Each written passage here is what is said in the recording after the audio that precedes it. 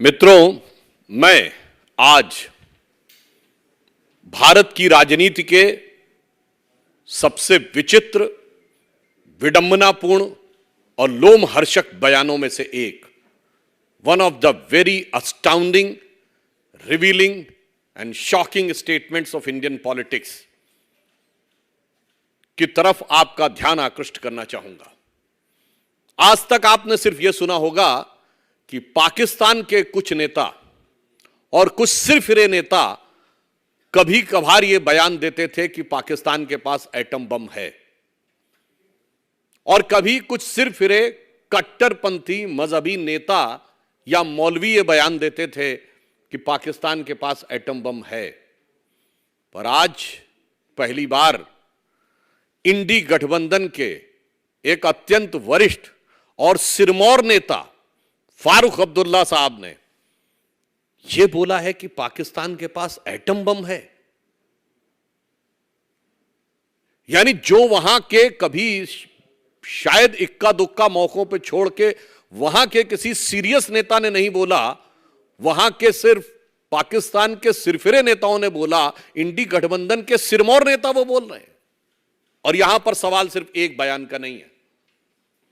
मैं इंडी गठबंधन और कांग्रेस पार्टी से 7 सीक्वेंस कोट करना चाहता हूं जो पिछले एक हफ्ते में हुए हैं।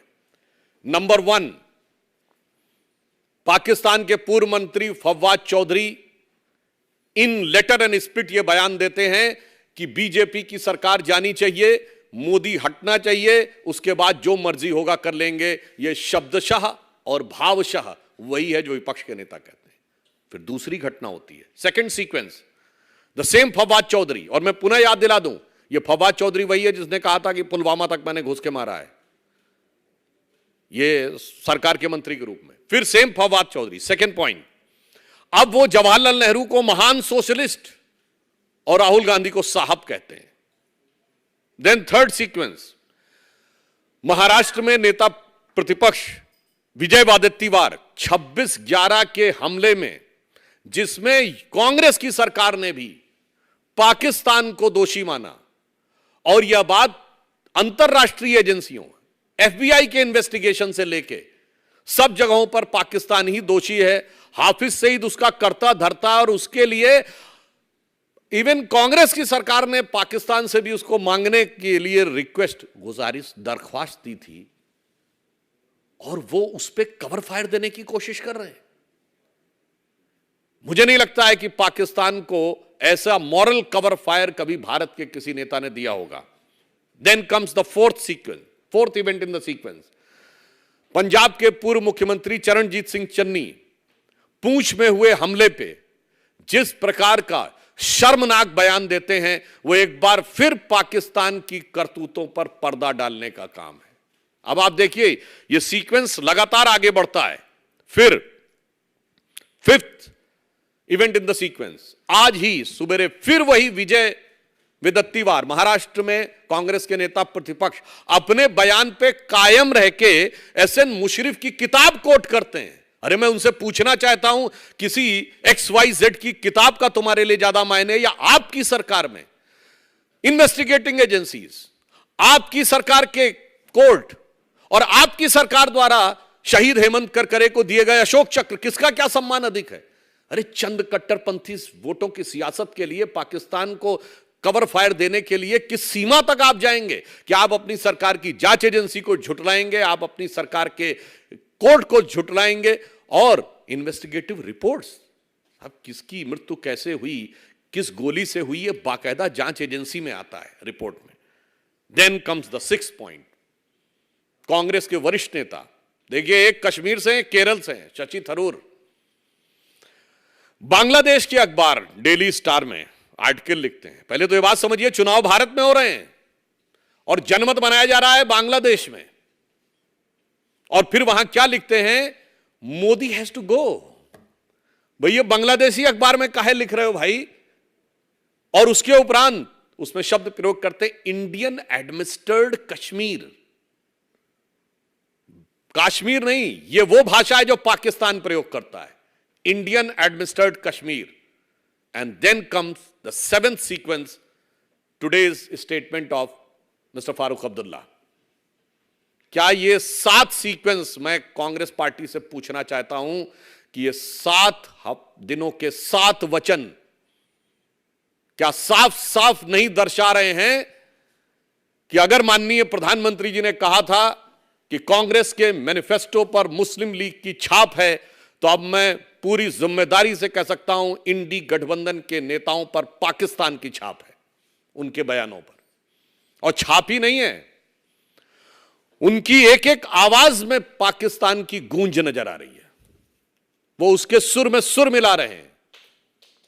मतलब मैं अगर ये बात कहूं कि ऐसा लगता है कि सरहद के उस पार वो उधर बैठे हुए हैं पाकिस्तान के लोग और इधर बैठे इंडी गठबंधन के नेता, और दोनों एक दूसरे से ये कह रहे हैं कि मिले सुर मेरा तुम्हारा तो मोदी लहर में कैसे मिले किनारा, क्योंकि ये पहले भी इसमें जा चुके हैं।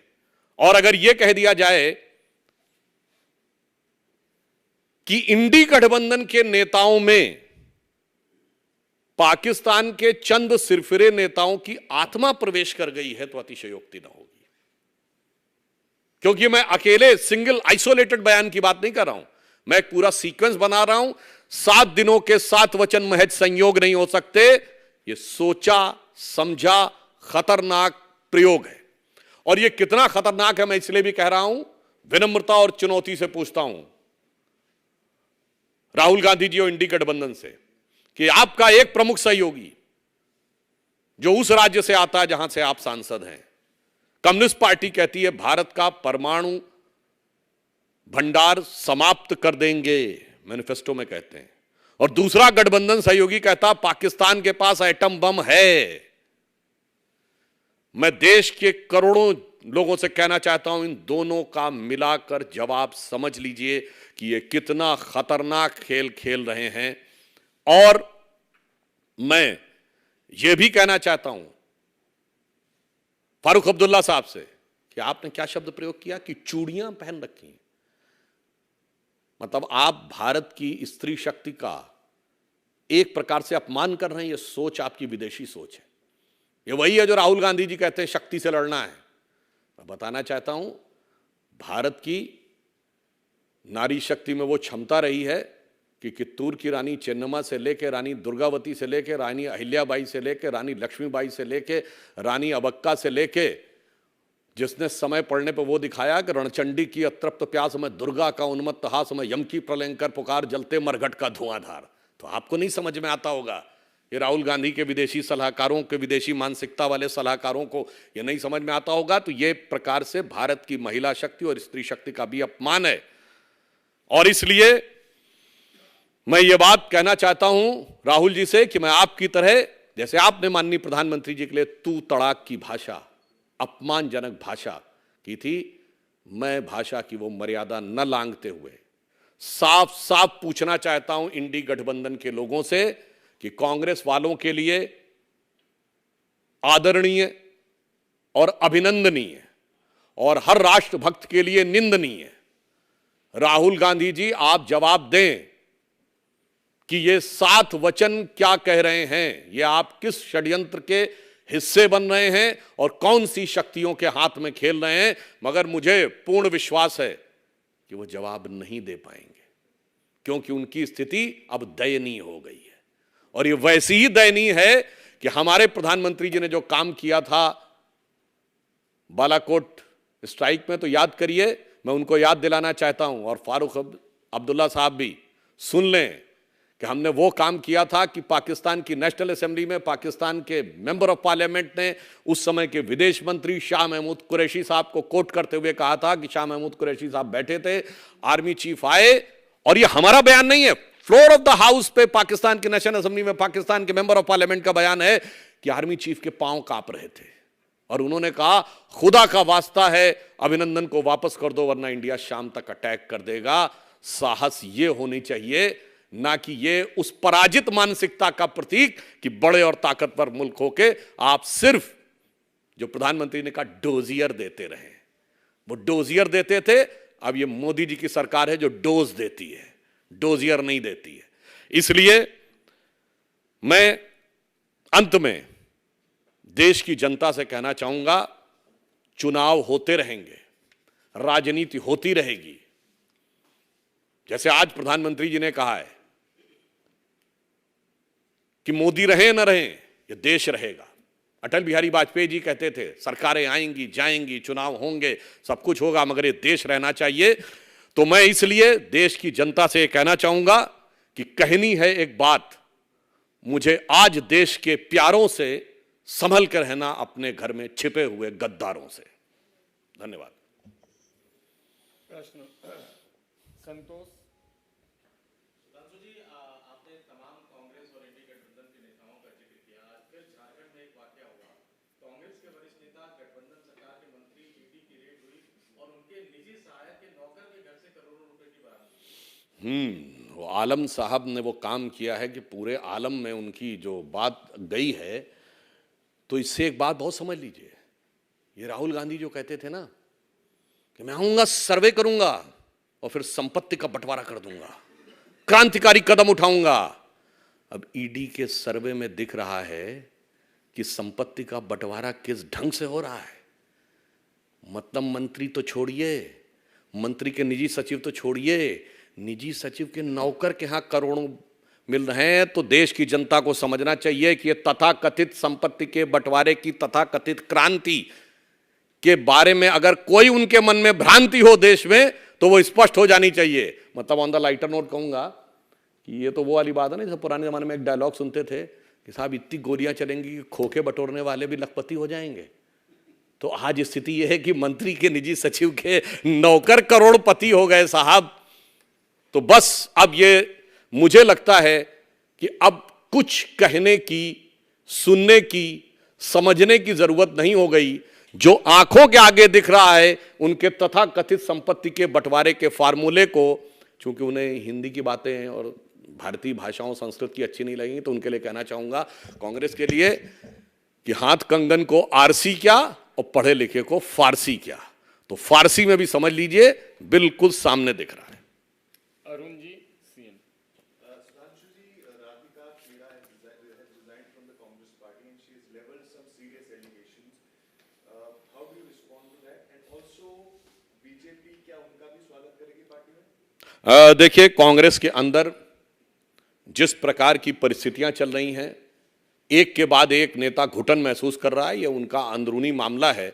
और मैं कहना चाहूंगा कि जो अंदर की उनकी स्थिति है वो पूरी तरीके से उजागर होती चली जा रही है।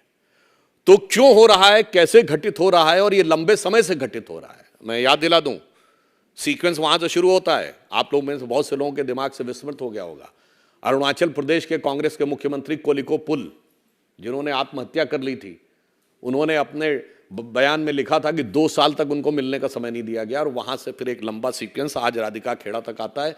मुझे लगता है इस सवाल का जवाब कांग्रेस वालों से पूछा जाए तो ज़्यादा बेहतर होगा कि आपके यहाँ ऐसा क्यों हो रहा है कि जिसे वो पुराने गीत में कहते थे ना, नादान तमन्ना रेती में उम्मीद की कश्ती खेती है, एक हाथ से देती है दुनिया 100 हाथों से ले लेती है, ये खेल है कब से जारी, बिछड़े सभी बारी बारी। हिमांशु रिपब्लिक। सर, सुधांशु जी, ये अबू बकर की गिरफ्तारी हुई जिसने प्लान किया था हिंदू लीडर्स को मारने के लिए सूरत में, उस पर तारिक अनवर कह रहे हैं कि कभी कभी चुनावी माहौल में लाभ उठाने के लिए इस तरीके की नहीं, कभी कभी चुनावी माहौल में लाभ उठाने के लिए राष्ट्र की सुरक्षा, अपराध और आतंकवाद को भी सुर देने का काम किया जाता है। और यह कभी कभी नहीं, यह अक्सर किया जाता है, इंडी गठबंधन के लोगों के द्वारा किया जाता है। और यह उनके बयान से यही साफ दिखाई पड़ता है, क्योंकि इसमें उनको हिंसा नजर नहीं आती है, इसमें सेकुलरिज्म का सुंदर संगीत नजर आता है। और कोई सवाल? बहुत बहुत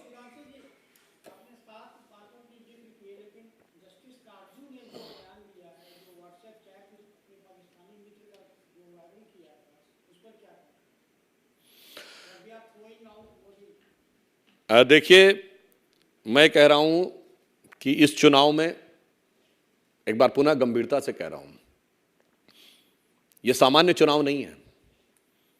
पहली बार भारत स्वतंत्रता के बाद जिस दृढ़ता के साथ, जिस क्षमता के साथ और जिस समृद्धि के साथ, जिस स्वाभिमान के साथ उभरता हुआ दिखा है, तो देश के अंदर ही नहीं, बाहर की बहुत सी ताकतों को के कलेजे पर सांप लौट रहा होगा। और वो इसके रोकने के लिए तमाम प्रयास कर रही होंगी। डिसमेंटलिंग ग्लोबल हिंदुत्व जैसी कॉन्फ्रेंस हम पहले सुन चुके हैं। बड़े बड़े लोग ये स्टेटमेंट भी दे चुके हैं कि उन्होंने $1-1 बिलियन रखा हुआ है कि मोदी जी की सरकार ना आने पाए। वैसे वही लोग बहुत सारे वो रैंकिंग भी करवाते हैं। तो मुझे लगता है कि कांग्रेस को इंतजार करना चाहिए। अभी जो जो चीजें आगे बढ़ेंगी तो उनकी हालत वही होने वाली है कि कभी खुद पे, कभी हालात पे रोना आया, और बात निकली तो हर एक बात पे रोना आया।